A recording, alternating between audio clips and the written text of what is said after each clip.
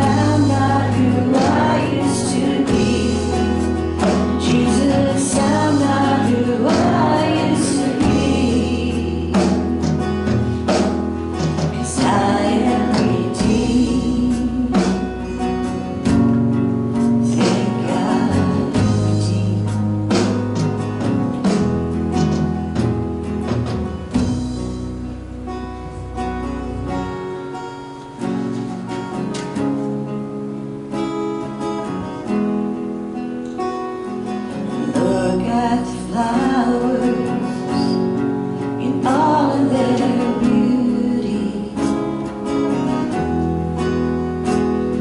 I don't have to wonder, you know what you're doing.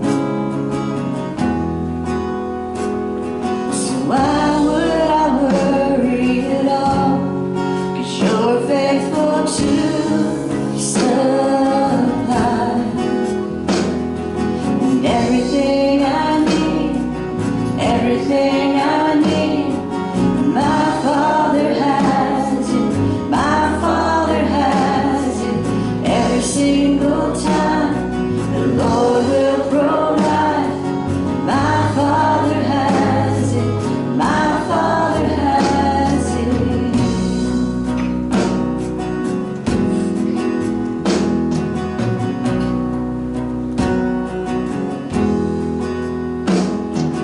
Look at the sparrow, lacking for nothing. No fear of tomorrow and what it will bring. If I have you, I have enough, 'cause your love will satisfy. And everything I need, my Father has it, my Father has it. Every single time the Lord will provide. 'Cause my Father has it, my Father has it.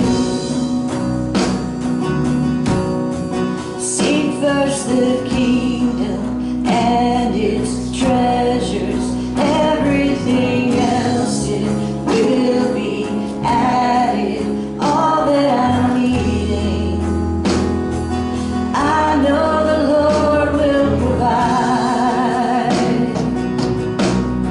And I know my God's not empty-handed. He gives us blessings upon blessings. I'm still believing.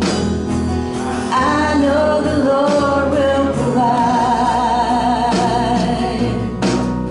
So seek first the kingdom and its treasures. Everything else it will be added. All that I'm needing, I know the Lord will provide. And I know my God's not empty-handed. He gives us blessings upon blessings. I'm still believing. I know the Lord will provide. I know the Lord will provide. I know the Lord will provide. Father, thank you for allowing us to be here today, Lord. And we lift up those that are sick, those that are traveling, and your hand would just be upon them, that you heal those that are hurting this morning. Lord, you know my heart this morning. Father, I just pray that I would convey the message in the right way today. Lord, that your Spirit would guide me, that you'd open up ears to hear, Father, and it wouldn't be just another sermon we hear. We'd make changes, that it would convict us, that it would transform us, Lord. May your will be done now with every life. In Jesus' name, amen. We're going to begin in Luke chapter 14.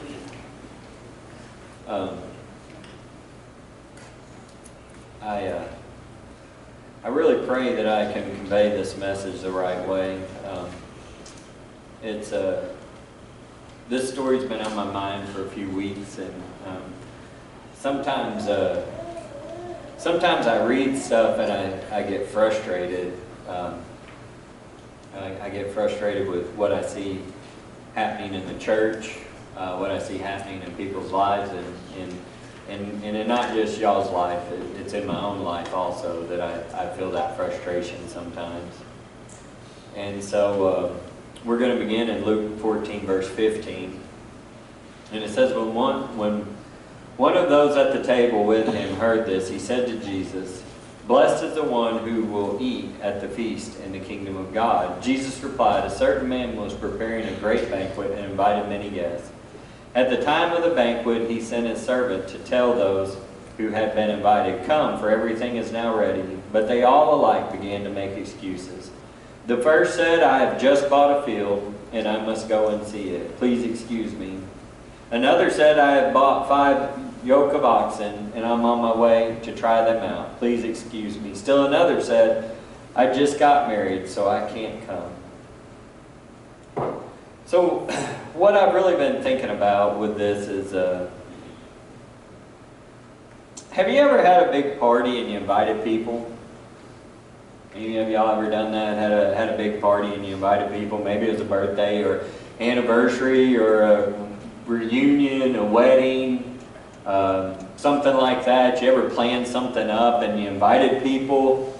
And years ago, it was many years ago, there was a wedding here, and it was a couple that didn't really attend our church, but I knew them. But they were getting married, and they come up and, man, they decorated everything so nice. Had the tables all set up, and I mean, it was just, the bride had done all this extra work, and nobody came. I mean, it broke my heart for him. The church was empty. I felt so bad for him. She'd worked so hard to decorate everything. And I was thinking, have you ever thrown this big party and people said they were going to come, but then they didn't? See, what did he say? The banquet had been prepared. Go tell the ones that were invited, but what did they do? They had an excuse. Oh, this has come up. This has happened. I've got this now. How did it make...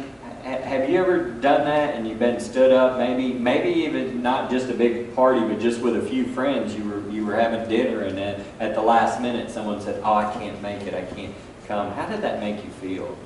Rejected, maybe? Hurt your feelings? Made you sad? Maybe made you angry? I'm not going to invite them anymore. There's a guy I work with, and this was years ago, and it was when my kids were doing ball, and it was during ball season, and he'd invited me to 2 different barbecues, and both of them I was busy, and I told him from the beginning I was busy. I can't make it, I'm so sorry. And he says, "I'll never invite you again," and he hasn't. He had never invited me back. And I really had something to do. I wasn't trying to, and he's never invited me again, all these years later. And it's like, so that's one extreme, but what if I'd have told him I was coming and then just didn't show up? Then I could understand the invitation, like, okay, you're not invited anymore. But do we understand that God, the creator of the universe, has invited us to spend time with him and to fellowship with him? In Revelation 3:20, y'all, and can I tell you something? When I'm about to read this verse, God is either trying to tell you guys something or he's trying to tell me something, because this verse is continually coming up in my sermons. "Here I am, I stand at the door and knock. If anyone hears my voice and opens the door, I will come in and eat with him and that person, and they with me." I normally don't try to repeat verses from week to week, from even months to months, but I can't get that verse off my mind. So often when I'm preparing, it's coming. God is trying to tell us something, and maybe it's just me he's trying to tell, but I believe that God's trying to tell you something this morning too. He's saying, "I'm here. I want to hang out with you. I want to fellowship with you. I want to spend time with you. You've been invited. You have a personal invitation." And how have we responded? In Exodus chapter 20, verses 1 through 6, the beginning of the 10 Commandments here, and God spoke all these words, "I am the Lord your God who brought you out of Egypt and out of the land of slavery. You shall have no other gods before me. You shall not make for yourself an image in the form of anything in heaven above or earth beneath or in the waters below. You shall not bow down to them or worship them, for I, the Lord your God, am a jealous God, punishing the children for the sin of the parents to the third and fourth generation of those who hate me, but showing love to 1,000 generations of those who love me and keep my commands. What's he saying? God's saying, don't put others before me. Don't put things before me. Don't put material things before me. Don't put your job before me. Don't put anything before me. And so today, does God really come first in your life? Do we seek Him daily and have that relationship with Him? Or are we full of excuses? I bought a field. Well, today, I was just kind of thinking like, okay, I bought a field, but today it'd be like, well, I got to mow. I don't have time. I got to take care of things at the house. Sunday is my only day to get caught up. I'm so busy the rest of the time. Sunday's my only day to get caught up. Excuses. I bought an ox. Well, for me today, that would be like, I have to make money. I don't have time to study my Bible. I'm working all the time. I've got bills to pay. I've got to feed my family. I got car payments. I've got this. I've got that. You just don't understand. My boss is requiring so much of me. I don't have time to even open up my Bible for a moment at work. I just got married. I mean, I have to make my wife a priority. My kids, my family, they need me. If we're not involved, my kids are going to get left behind. We're going to be the outcast. I've got to do this. I'm going to hold back here. But can I be real honest? We all can find an excuse to not study the Bible. We can all find an excuse to not come to church every day. There's something in your life that can come up. Whether it's your work, whether it's your family, whether it's just time management, all those things, we can all make an excuse to not make time for God. What does the Bible say about us being here this morning? Do you know how important it is for you to be at church? Hebrews 10:24 and 25, and says, and let us consider how we may spur one another on towards love and good deeds, not giving up meeting together as some are in the habit of doing, but encouraging one another, and all the more as you see the day approaching. See, we allow excuses to keep us from coming together and encouraging one another. You guys don't realize how much encouragement you bring me when you're here. And how when you're not here, I try not to let it affect me, but it can be discouraging. But I believe what the Bible is saying even more than this is we need to be encouraging one another. Your friend sitting next to you, maybe they need a pat on the back this morning. Maybe they felt isolated. Maybe they felt alone. Maybe they just need a smile. Maybe they need a hug. Maybe they need you to pray with them. Or maybe you've come this morning and you need that. That's what the Bible says that we should be coming here and doing. It's not just listening to a sermon. It's interacting with each other. It's loving on each other, and it's encouraging one another. Sometimes you guys will share stories with me about your week after the service.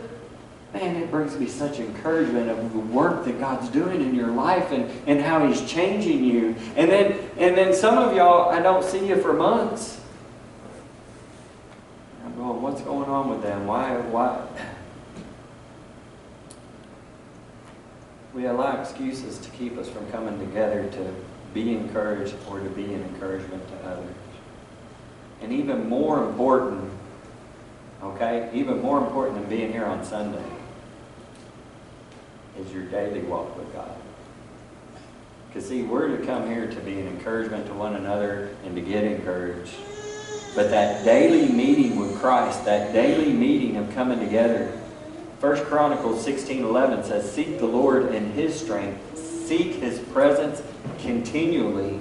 How many of us say, God is first? We say we put no other God before Him, but we make no time for Him. We make no real effort in our day-to-day life. We make no effort. We say God's first. We say we don't have any other God before Him. But how many of us put in the effort to seek Him and to pray and to know Him in His presence continually? So I got two different stories here, and I'm trying to figure out how to tell them. I don't like telling stories about people sometimes that are bad stories. I usually just tell you stories about myself that are bad but I don't think this person ever watches the services or anything, but I'll just kind of give you a history. This guy came to the Lord a couple years ago, maybe a year ago, and just really God's done a work in his life. Went from depression and his life being a mess to all these wonderful things started happening. He gets married this spring and just doing real good. But I just noticed something's not quite right.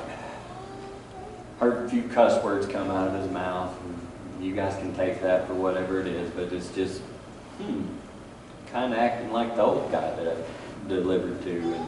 And I just noticed. And so this week I just said, "Hey man, did you go to church Sunday?" You know what's funny? He said, "I hadn't been in like 3 weeks."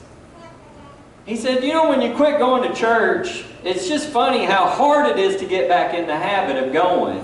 And you just miss a Sunday here or there." And he said, it's just easy to not go. And he said, besides that, he goes, I really got a good excuse. I need to save money.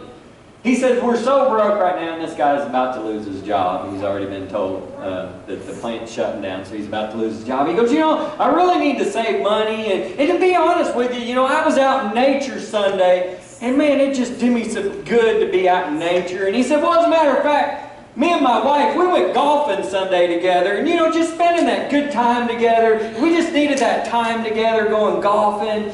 And, you know, so, and the more he talks," have any of y'all ever been golfing? You know how expensive golfing is? Golfing for a husband and wife is way more than probably 4 or 5 tanks of gas. Well, maybe not all the places. But you can't afford to drive to church because you're saving gas, but you can afford to go to the golf course and pay for your husband and wife. He's making excuses, right? The things that are important to us, we make time for, right? I mean, honestly, the things that are important to us. If money is important to you, what are you going to do? You're going to work more. You're going to invest. You're going to do things. You're going to read investment magazines. You're going to figure out ways to make more money, right? If money is important to you, you're going to work your tails off to make more money. If entertainment's important to you, you're going to find ways to be entertained, right? I gotta watch this movie. I gotta get caught up. I gotta binge watch this series. I'm gonna find ways. If sports is important to you, what are you gonna do? You're gonna make sure you're home in time to turn on the NFL. You're gonna make sure you're making it to that football game that you want to see or that basketball game. You're gonna move heaven and earth to make sure you're gonna be there, right? I mean, Madeline's senior year, we were so busy at work, they wouldn't give me the time off for her state volleyball tournament. And I went to my boss and I said, "I'm going to be there one way or another. That's my daughter, it's her senior year, I'm going to be there." And my boss was gracious enough to give me the time off without pointing me. We have a point system. And he said, "But as soon as that tournament's over, you better be back to work." But why? Because that was important to me. I wanted to see my daughter play. It was a priority. So we look at all those things that are important to us. Some of us hunting, fishing. We'll get up at 5 o'clock in the morning to go sit in the middle of the woods to kill something, right?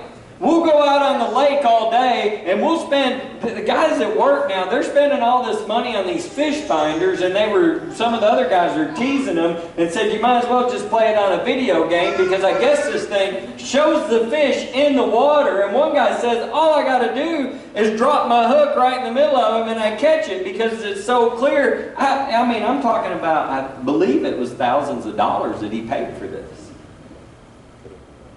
The things that are important to you, you are going to invest your time, you're going to invest your effort, and you'll even invest your finances. But think if we had that same passion for the Lord and the things of God, would it change our life? Would we live differently? Maybe you're living in the right way and this isn't for you, but think how different would it be if we'd been invited to a banquet, but many of us, we're just not really hungry, right? We're just not really hungry for God. He's invited us. He's saying, come on in. But we're not hungry for God and His Word because we're so full of what the world has to offer. Matthew 19:23 says, Then Jesus said to His disciples, Truly I tell you, it is hard for someone who is rich to enter the kingdom of heaven. Why is it hard for those people who are rich to enter the kingdom of heaven? Because they're so full, they said, I don't have need of anything. I don't need the Lord. I've got a beautiful home. I've got a beautiful family. My cabinets are full of groceries. Why do I need God in my life? And I see it happen so often.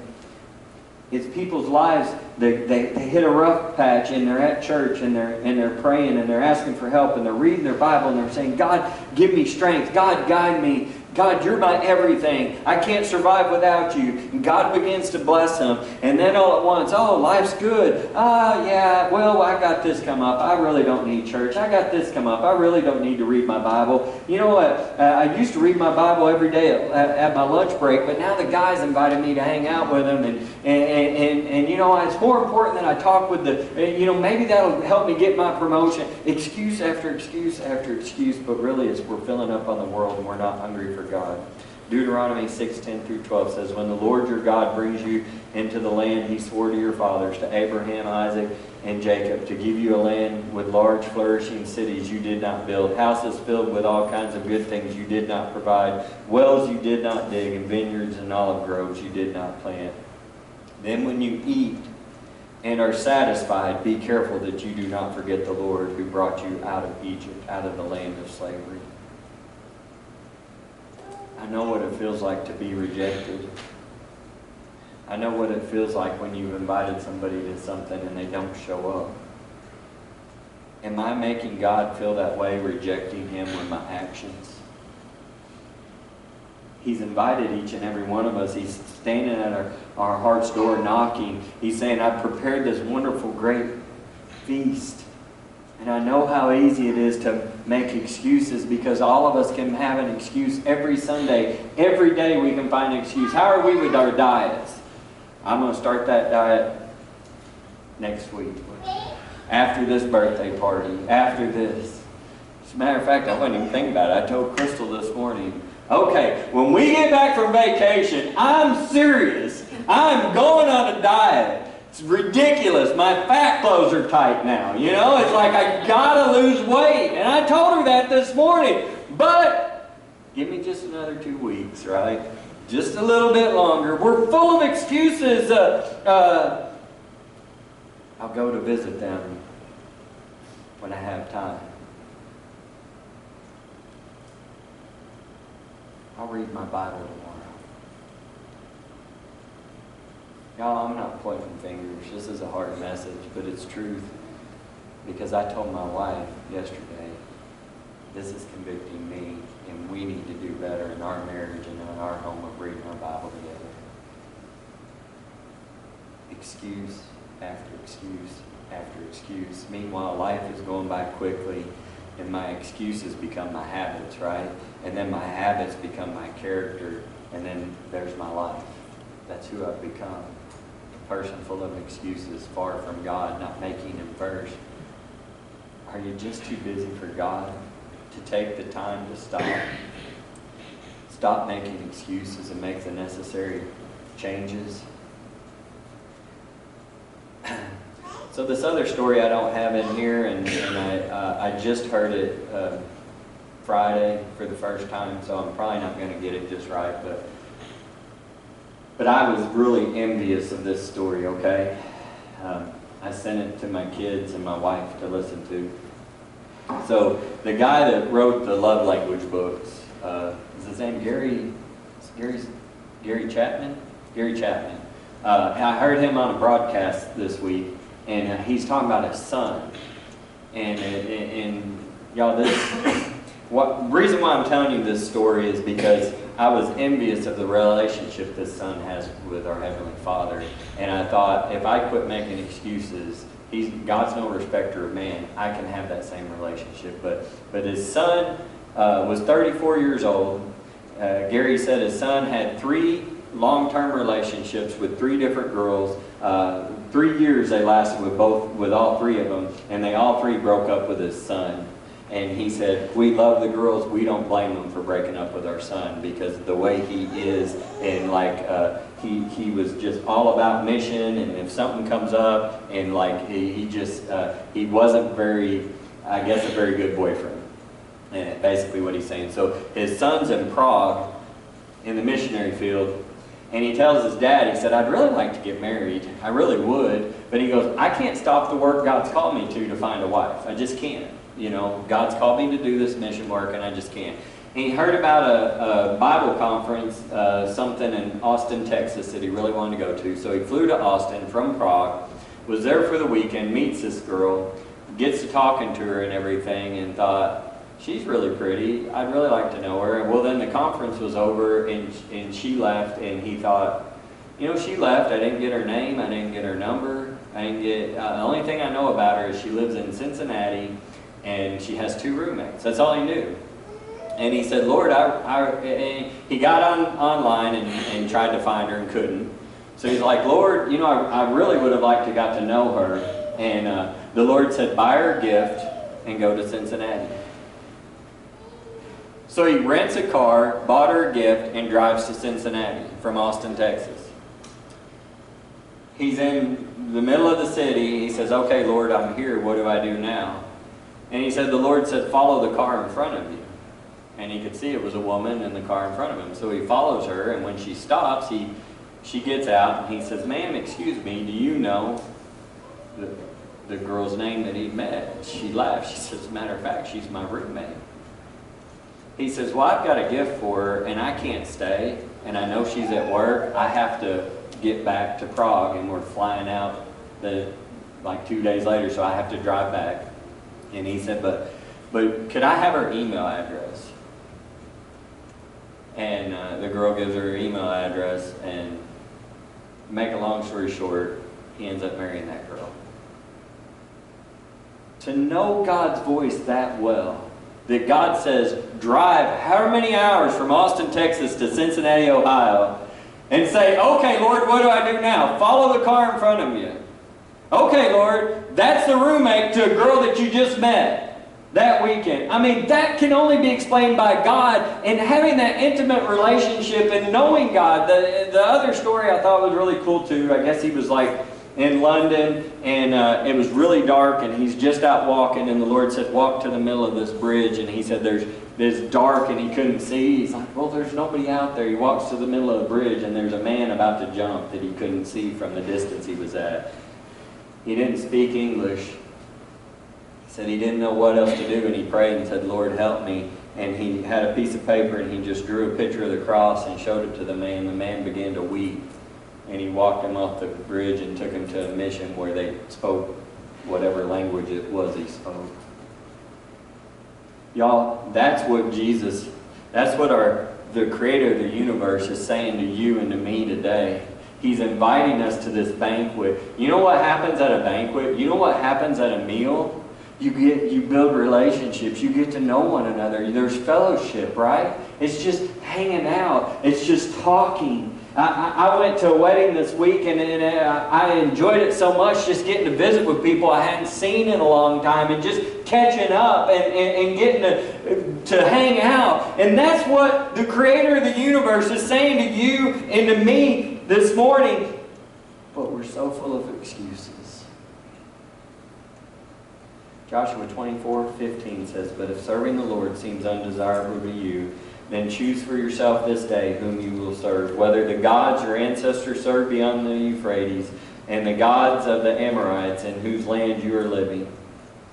See, to me, this country that we're living in Maybe it wouldn't be the gods in the sense of the Amorites, but there is little gods all around us.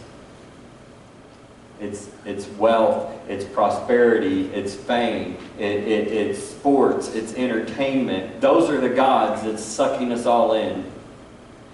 He says, but as for me and my household, we will serve the Lord. You may say, I want to start serving Him, but you just don't realize how much I'd have to give up. The changes that would have to take place.